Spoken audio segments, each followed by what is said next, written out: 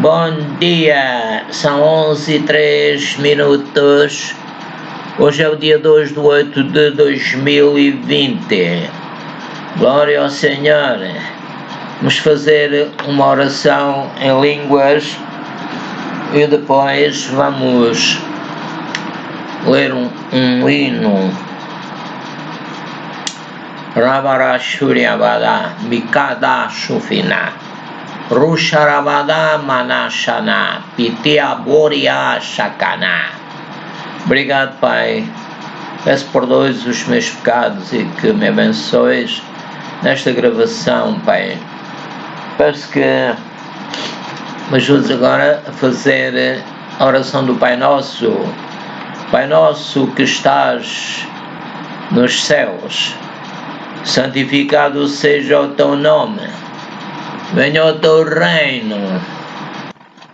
O Senhor Jesus está a pedir ao Pai que venha o reino dele.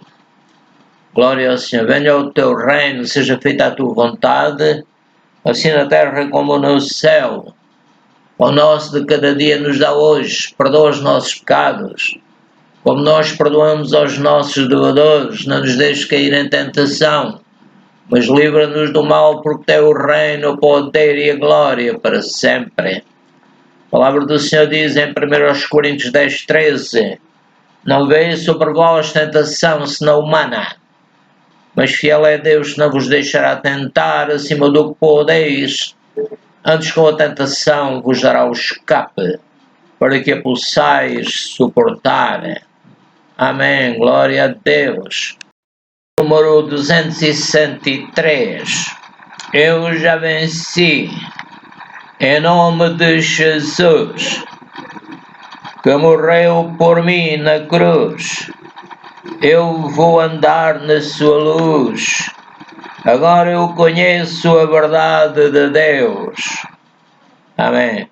E a verdade me libertará. Deus está comigo, Ele vive em mim, Ele jamais me abandonará. Deus é fiel, Ele é justo, Ele é bom. É um Deus de paz e de amor, libertador, a raiz de Davi. Leão de Judá é Jesus, é Jesus, é Jesus. Agora eu conheço o Filho de Deus, e o Filho já me libertou. Ele está comigo, Ele vive em mim. Com seu sangue Ele me libertou. Aleluia. Vamos ler no novo dicionário da Bíblia. Editor organizador G.D. Douglas, M.A. BD, STM, PhD.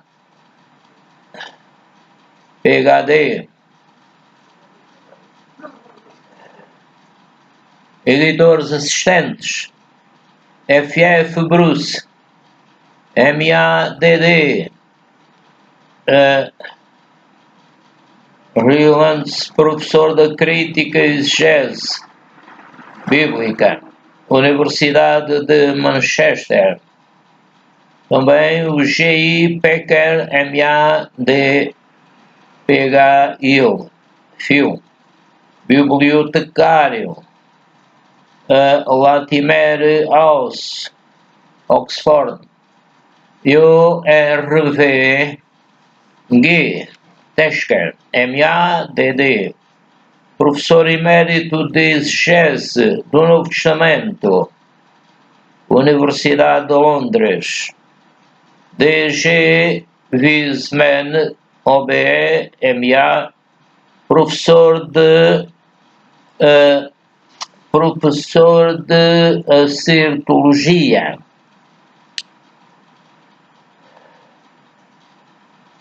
da Universidade de Londres.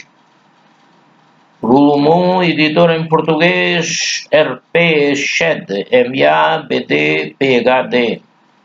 Edições Vida Nova, Caixa Postal 21486, 01000, São Paulo. Glória ao Senhor. Sobre escatologia. Em grego,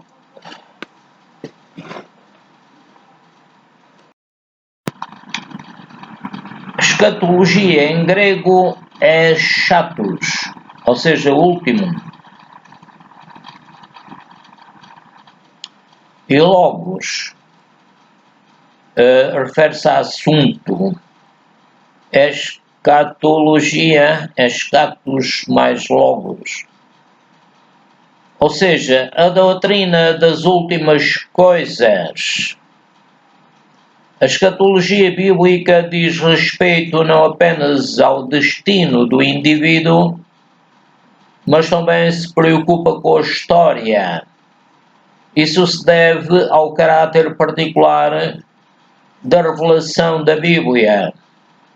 Deus não somente se revela por meio de homens divinamente movidos, mas também é e mediante os acontecimentos da história redentiva. Tem aqui um nome um bocado estranho. Não interessa estar a ler. O mais importante da qual é o advento e a vida de seu Filho Jesus Cristo. Além disso, o conteúdo dessa revelação não se limita às verdades acerca do caráter e dos propósitos de Deus, mas inclui igualmente suas ações redentoras na história, bem como a palavra de Deus inspirada que interpreta a significação dessas ações, visto que Deus é o Senhor da história. A consumação da obra redentora de Deus incluirá a redenção da própria história.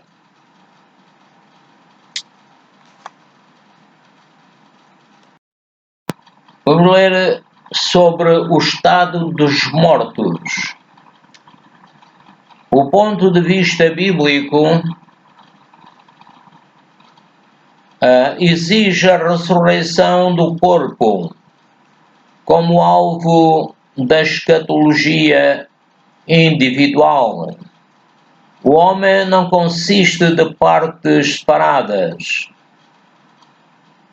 Pelo contrário, esses termos são diferentes aspectos de uma única pessoa dinâmica.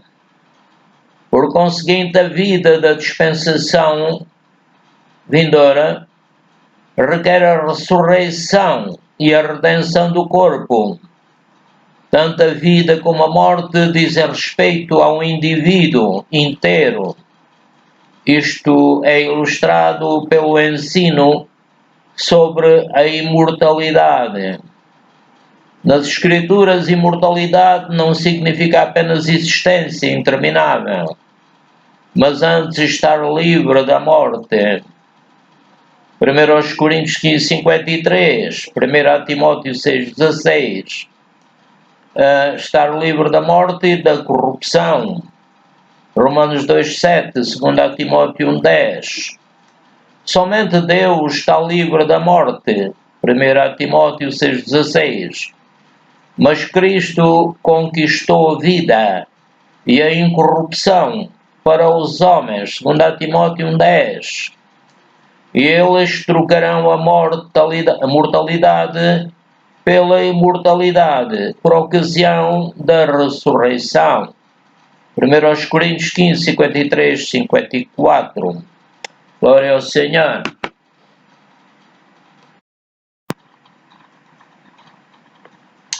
A Bíblia pouco tem a dizer sobre o estado dos mortos.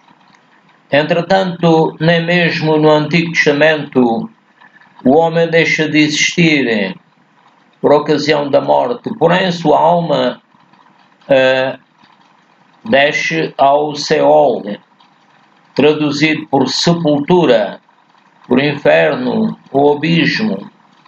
O Seol é pintado como um lugar abaixo, Salmos 86:13 e Provérbios 15:24 e Ezequiel 26:20.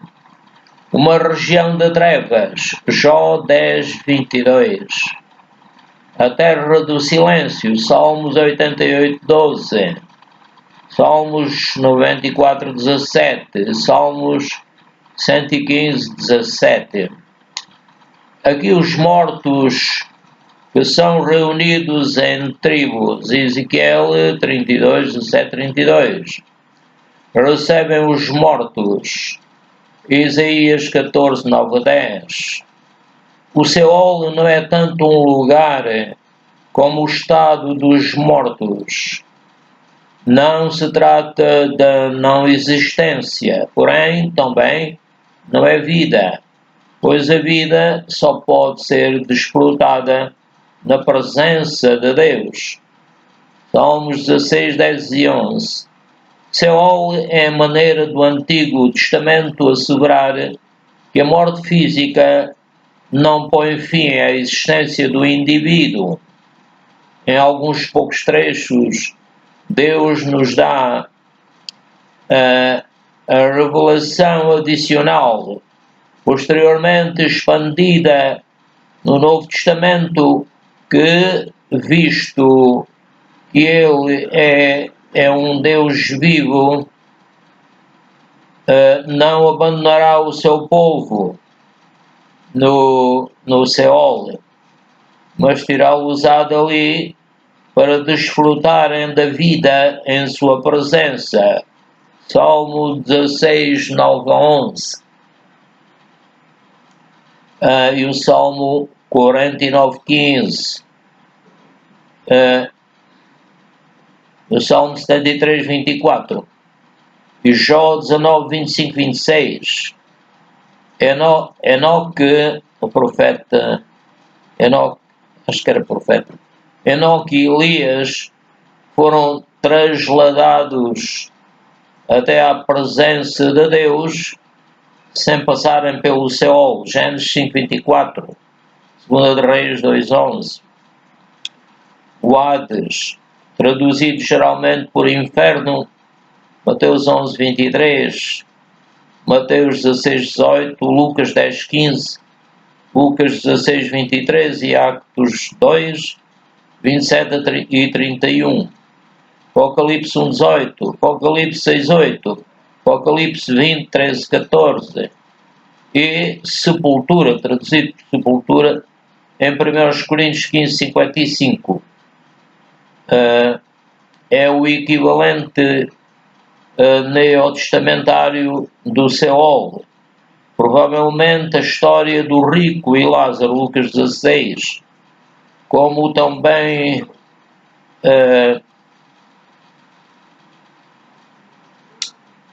a história do mordomo injusto, no mesmo capítulo, Lucas 16, 1, 9, fosse uma parábola de uso corrente no pensamento judaico e não tenciona ensinar coisa alguma acerca do estado dos mortos. Pedro fala sobre os mortos injustos como espíritos em prisão. 1 Pedro 3, 19.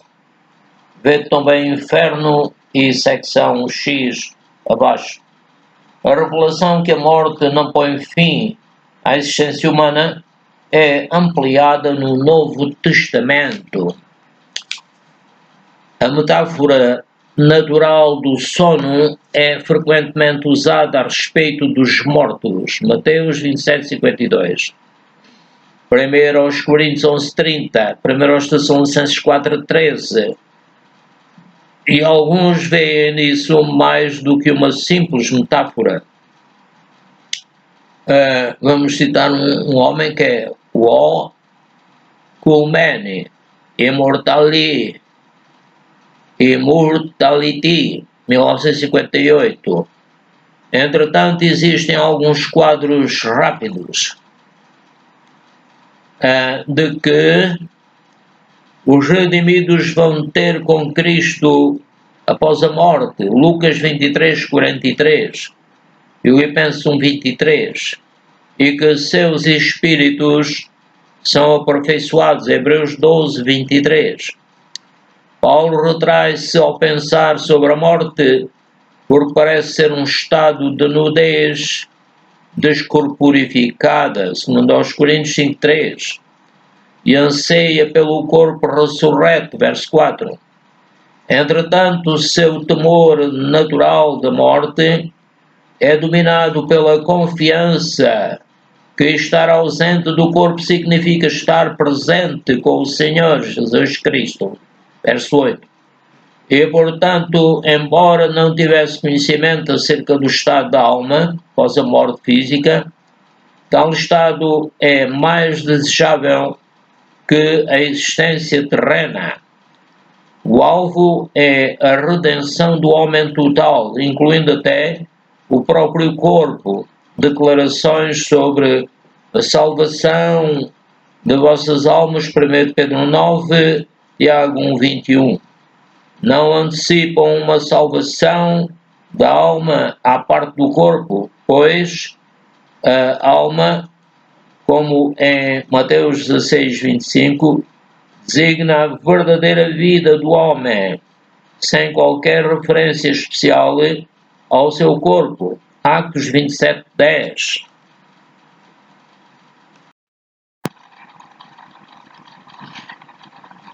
Vamos ler esta parte do Reino de Deus. O Reino de Deus significa, primeiramente, o reinado de Deus. E, em segundo lugar, o reino onde esse seu reinado será desfrutado. O alvo final será realizado apenas na era vindoura. Negativamente, significa a destruição dos adversários de Deus. Satanás, o pecado e a morte. Apocalipse 20, 10, 14 e 15. Positivamente significa o desfrutamento da parte dos redimidos daquela comunhão aperfeiçoada com Deus e a medida completa das bênçãos divinas. Apocalipse 21, 3 a 8.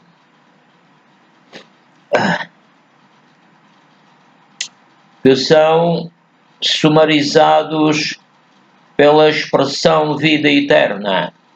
Assim sendo, vida eterna e reino de Deus são algumas vezes expressões intercambiáveis. Mateus 25, 34, 46, Marcos 10, 17, 24. O reino de Deus nos evangelhos sinóticos e a vida eterna no Evangelho de João são conceitos sinónimos. Tem aqui o nome do indivíduo, que é W. F. Ovard, Christianity According St. John, 1946, página 112. O reino de Deus não será estabelecido no único acto escatológico, mas, pelo menos, mediante duas ou talvez até três fases escatológicas.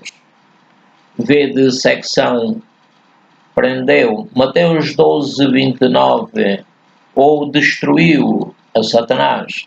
Hebreus 2, 14.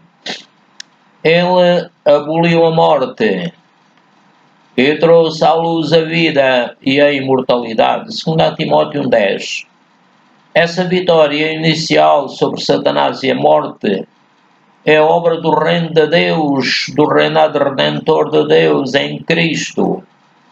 Assim, o reino de Deus, que ainda é futuro, Mateus 13, 43, e 1 Coríntios 6, 9 e Apocalipse 12, 10, é declarado como próximo, Mateus 4, 17, ou como já chegado, Mateus 12, 28, e portanto trouxe um reino presente de bênçãos, Colossenses 1, 13. O reino de Deus vem em diversos actos redentores. A realização final do reino de Deus incluirá uma terra redimida.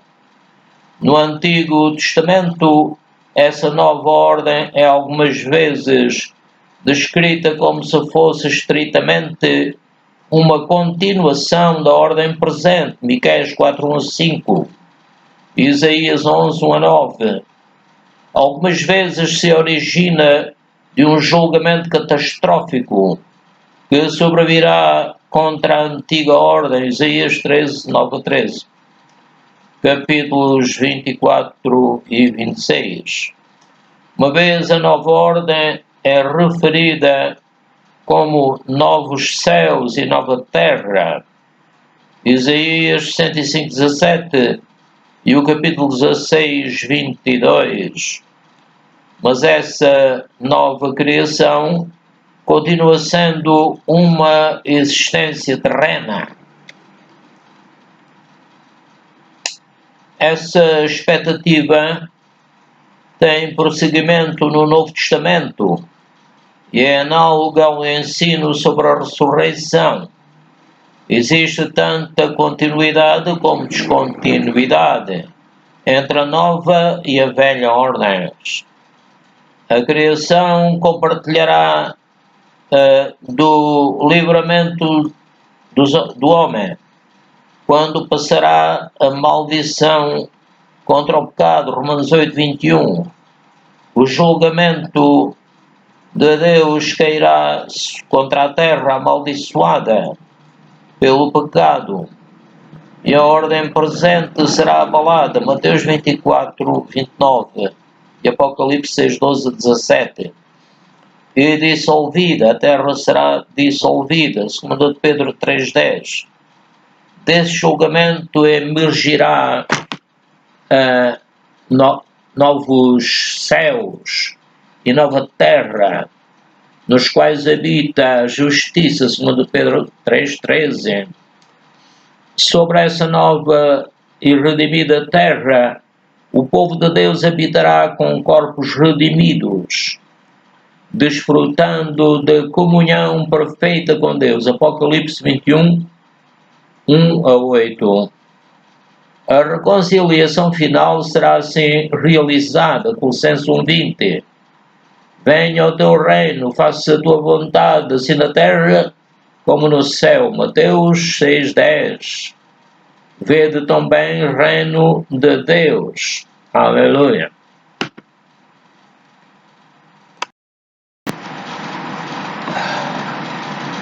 Vamos ler sobre o milénio. O livro do Apocalipse pinta a vitória do reino de Deus sobre Satanás, como acontecimento que ocorrerá mediante dois estágios futuros.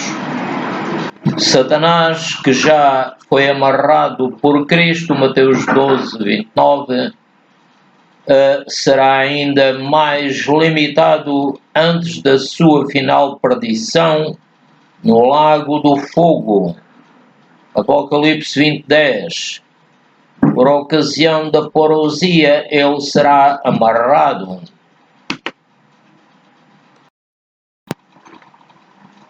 Portanto, por ocasião da parousia, ele será amarrado e aprisionado, a fim de que não engane as nações. Apocalipse 21:3. A parousia significa a volta de Jesus Cristo no fim dos tempos, para o juízo final, descrito como o último julgamento de Deus sobre os seres da terra. Parousia, a segunda vinda de Jesus Cristo à terra. Glória ao Senhor.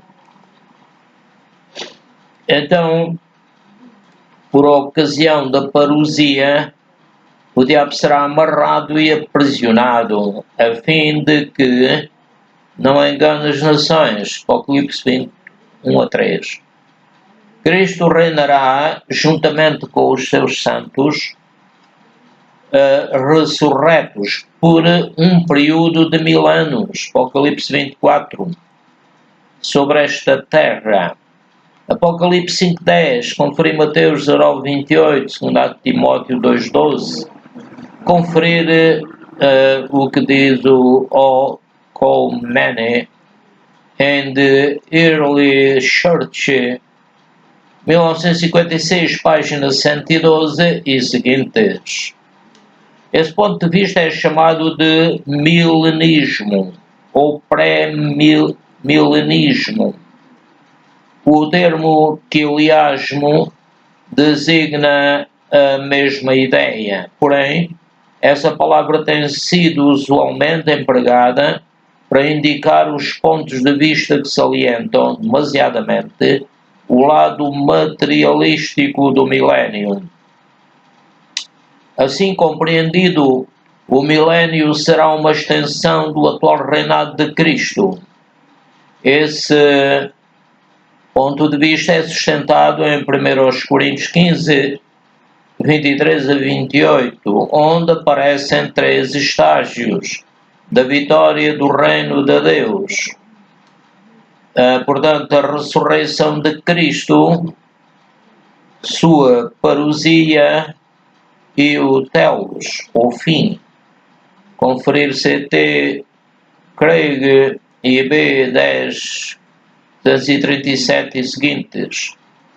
Cristo atualmente é Senhor, entronizado à mão direita de Deus, porém, seu reino não é evidente para o mundo. A dispensação vindoura não será mais tempo do reinado de Cristo, pois então ele entregará o seu reino ao Pai. 1 Coríntios 15, 24, 28.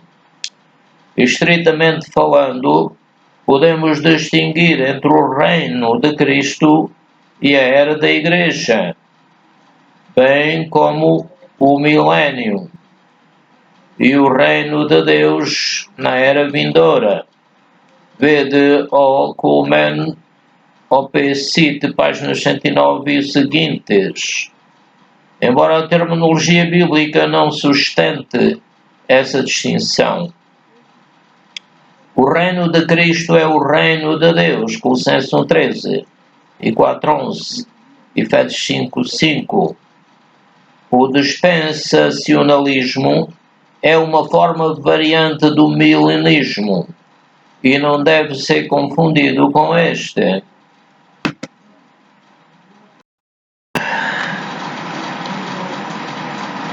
Portanto, o dispensacionalismo é uma forma variante do milenismo e não deve ser confundido com este.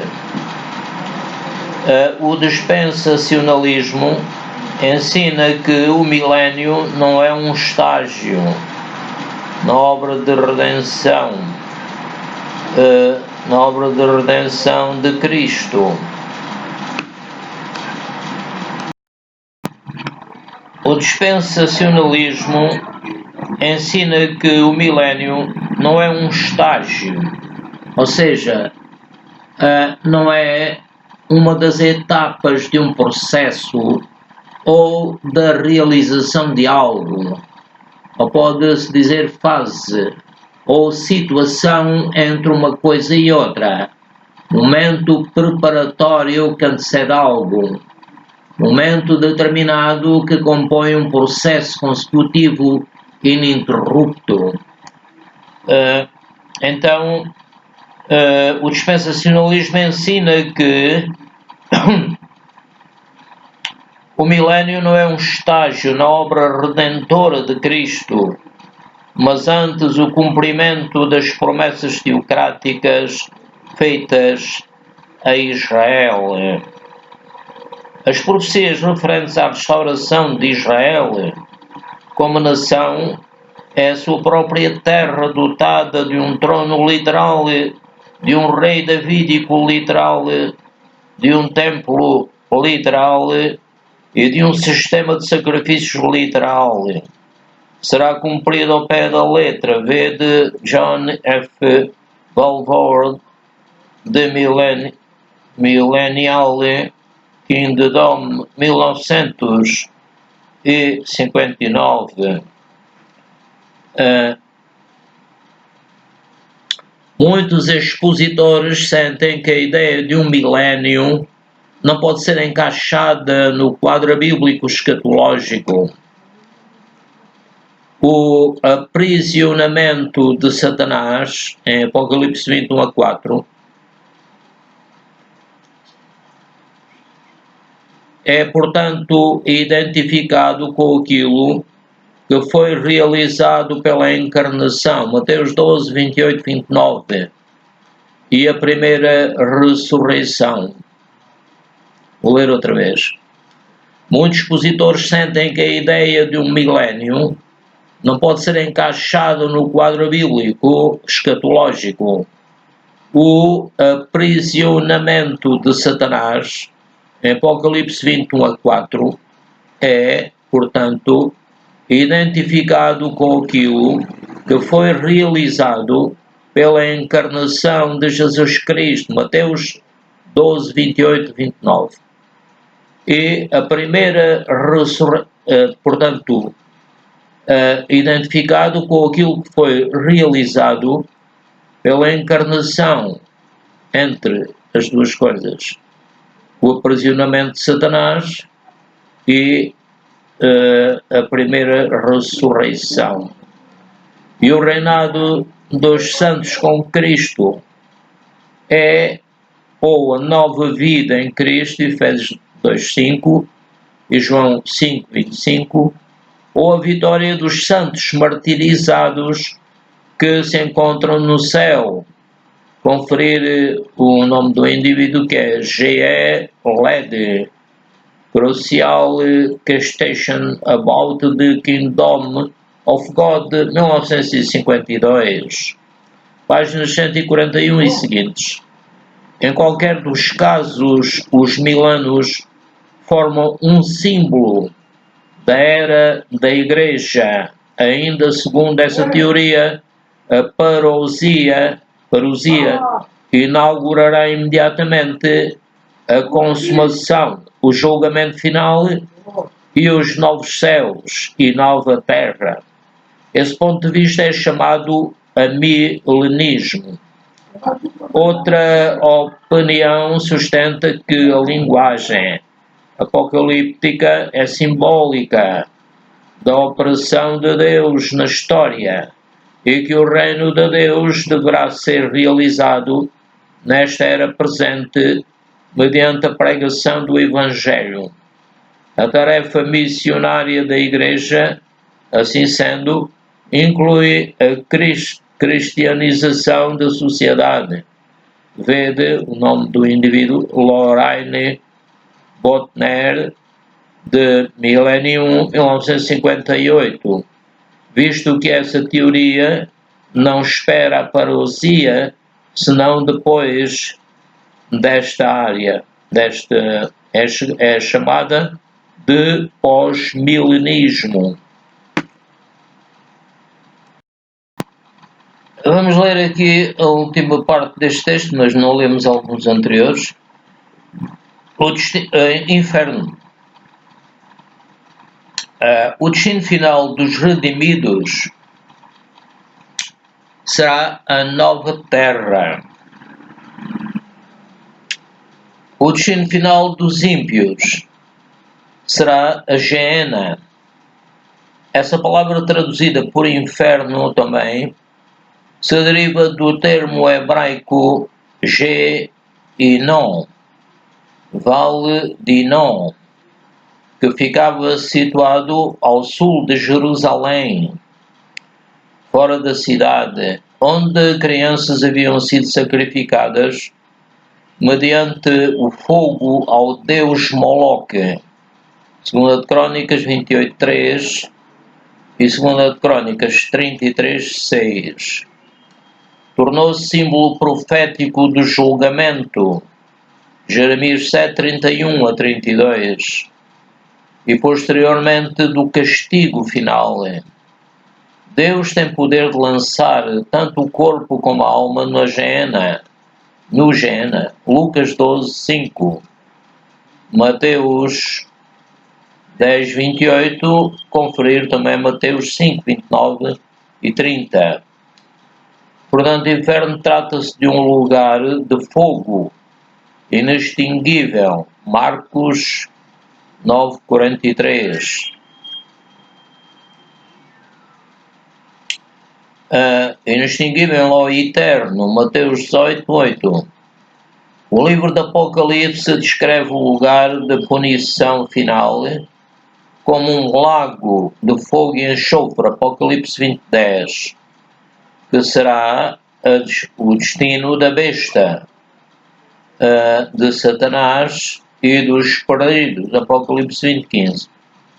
Que temos aqui uma linguagem metafórica, é demonstrado pelo facto que a morte e o Hades também são lançados no lago de fogo. Essa é a segunda morte, Apocalipse 20:14. Nosso Senhor falou sobre a punição final em termos de fogo, Mateus 13:42, 50 e Mateus 25:41,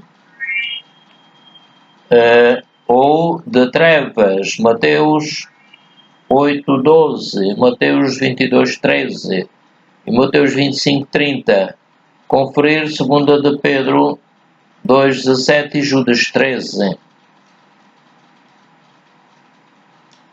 Apesar de que tanto o fogo como as trevas simbolizam castigo, descrevem uma terrível realidade de banimento da presença e das bênçãos de Deus e de Cristo. Mateus 7:23, Mateus 25:41 e 2 aos Tessalonicenses, capítulo 1, verso 9. Alguns eruditos julgam poder descobrir uma salvação final e universal no Novo Testamento. Está o nome de uma pessoa aqui que é o E. Stauffer, New Testament Technology, aliás, Teologia 1955, capítulo 57. Porém, essa opinião só pode ser sustentada quando se despreza as afirmações de Nosso Senhor e do livro do Apocalipse acerca da Gehenna. Pois tem aqui as bibliografias para terminar, e W. Strauss botou ali no fim Jesus and the Future Life, 1959, e o R. Summers, The Life Beyond, 1959. Depois tem aqui 3 letras que eu penso que será do autor, do escritor G.E.L. Glória a Deus. Deus está-nos a abençoar, guiar. Mas eu vou fazer uma oração em línguas para terminarmos. E depois não se esqueçam de clicarem lá naquela mãozinha com o dedo para cima para dizerem que gostei. Glória ao Senhor. Então vamos lá. Shikarabarabara Shoribada Baribada Musharamana Urambuda Barababa Baradaridara Barababa Evenigadise Venigaba Birya Bada Mana Shikitia Boriana Shurya Bada Mana Shikiti Poromonini Birya Mana Shikandarabada. Pai Celestial, obrigado por termos o privilégio de ter lido estes textos. Agradecemos pelo esforço que os textos nos fizeram, Pai. E agora, Espírito Santo, peço que nos reveles verdadeiramente tudo sobre a escatologia e a parousia e tudo isso. Glória ao teu santo nome. Shikarabarabara Shuniabada. Vamos agora ler aqui no Inário da Igreja Evangélica um hino cujo número é o 247. E o título é Deus precisa de ti. Deus precisa de nós. Deus precisa de ti. Deus precisa de nós. Deus confia em ti. Deus confia em nós. Vasos nós somos em suas mãos, vazios de nós mesmos, cheios de Deus. Levar água viva por todas as nações, levar as boas novas aos corações. A chamada de Deus é ir por todo o mundo, pregar o Evangelho a toda a criatura. Ele estará contigo todos os dias. Foram as palavras do Senhor Jesus. Deus precisa de ti. Aleluia, Jesus vive. A morte ele venceu. Aleluia, Jesus vive. Ele ressuscitou, está sentado à direita de Deus. E o Espírito Santo é o Espírito de verdade que nos guia em toda a verdade. E Ele nos revelará, porque Ele é o Senhor que não fala de si mesmo, mas diz aquilo que o Pai falou ao Senhor Jesus. Glória a Deus, aleluia! Que a graça de nosso Senhor Jesus Cristo, o amor de Deus e a comunhão do Espírito Santo sejam convosco. No nome de Jesus Cristo. Amém.